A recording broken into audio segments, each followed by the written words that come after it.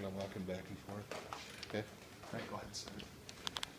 Okay, so focus for today is going to piggyback off of what we looked at yesterday. Your reading response for today was centered around tying in evidence from your story into your response. Okay, grounding whatever point you're trying to make based on what specifically happened in your book. Okay, and when we looked at this yesterday, we used some of these prompts. Okay, how many of you used one or two of these from this list in your response? Okay, awesome. Okay, that's why they were there. All right.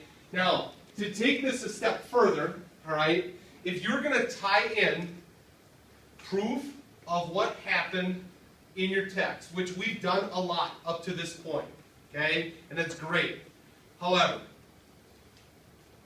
the book that you're reading right now, you did not write. Am I correct? It's somebody else's work. Okay? So whenever you use somebody else's work, what do you have to do? You got to credit them, right? You got to cite it. And that's what we're going to look at today. The only difference between yesterday and today is that the evidence that you use from your text to support whatever it is, whatever point you're trying to make, we need to give credit to that. And that, once again, is going to be our standard moving forward. Okay? So let's take a look at how many of you are familiar with citing sources. Do you guys do that in social studies, science? What? Yeah, I know you've done it a little bit, and I know, once you get to middle school, I think they really start to kind of to play that in. I will tell you a true story about me as a career student. I did a horrible job, and I was never good at it, and I was so intimidated whenever I had to cite my work. I was never good at it. I never understood it. I never really had anybody teach me how it's done, and I never really got a grasp of how to do it effectively until I was in college, later in college.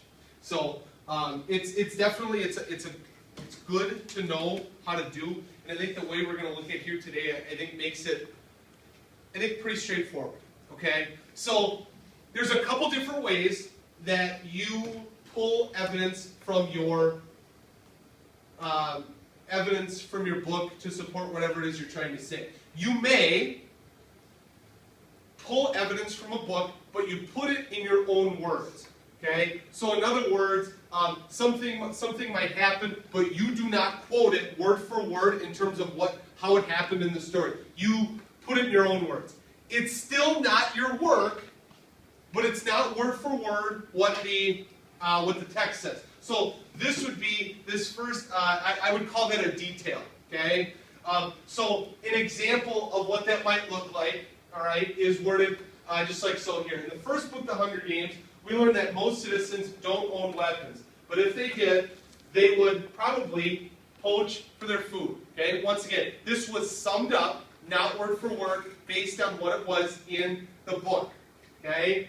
The citation comes in right at the very end here. Okay? And there's three pieces of information that we include in a citation. We've got the author, we've got the year in which the book was published, the copyright, okay, and then the page number. And you'll notice that they have a little P here with the 5. Okay, it's all in parentheses and it's all separated by commas. Pretty straightforward information. Okay, so if you use, and I would suspect that most of you are going to fall into the category as far as what you've been doing up to this point. You probably fall into this category of what you would use for a citation. I don't think many of you, I have not seen many of you use direct quotes yet. Okay? So just be aware that is how. After each piece of information that you give, you're going to have to give that citation. I've got an example that I will share with you in a second.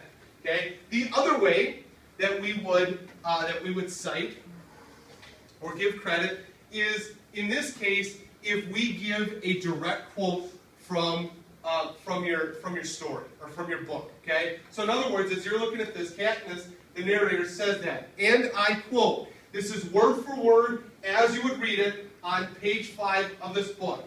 Even though trespassing in the woods is illegal and poaching carries the severest of penalties, more people would risk it if they had weapons. Okay?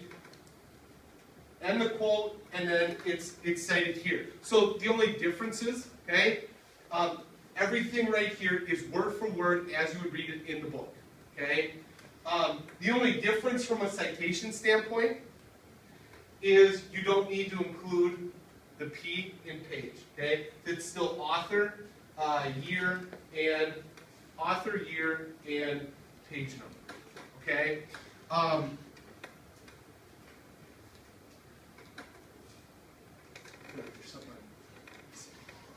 Let's take a look at an example.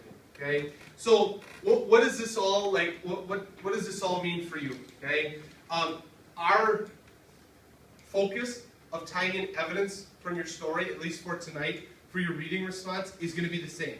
The only difference, the evidence that you provide is going to be cited. Okay, let me show you an example, and this was from the example that I shared with you yesterday. Okay, it's the same response, all right. But yesterday when I showed you this, and everything up to this point hasn't been cited. Okay, so my response is centered on Rosura, how she's feeling at the party. All right, and I know we looked at this yesterday, but we know that she's feeling welcomed and wanted by the other individuals at the party. Okay, my first proof of this. Okay. Taken from the story, but this is put in my own word. So this is a detailed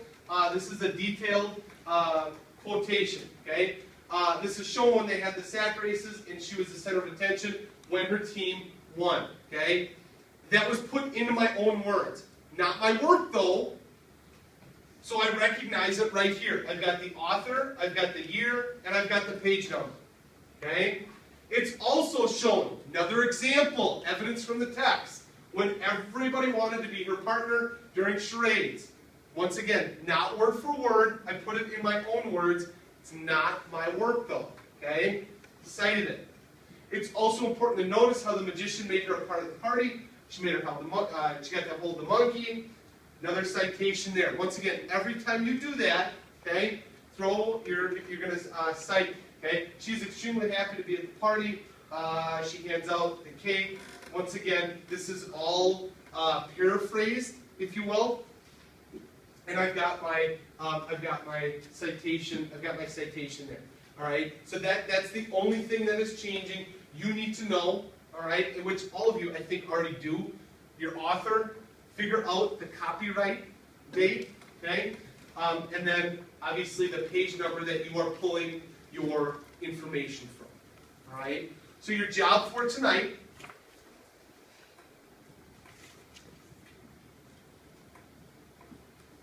is going to be this.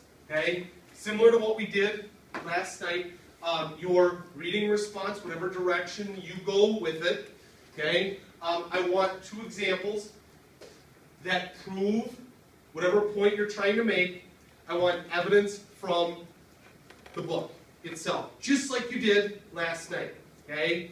However, for every piece of evidence you give, in this case 2, okay, I want them cited. Okay? I will leave my example here.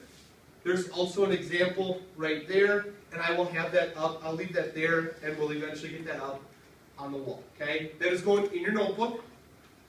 Put it on the next page in your notebook there, and the expectation, again, moving forward here, is that we're at least 1 page. Okay, trying to get to that clear level of thinking. Okay, any questions? Yes, sir. So is this going to be about our book? It can be about the book, your fiction book, as always.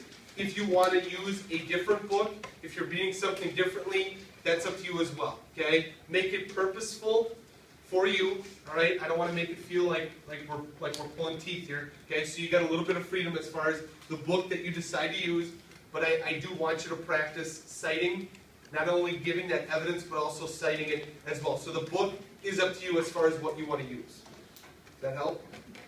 Any other questions? Okay, the time is yours.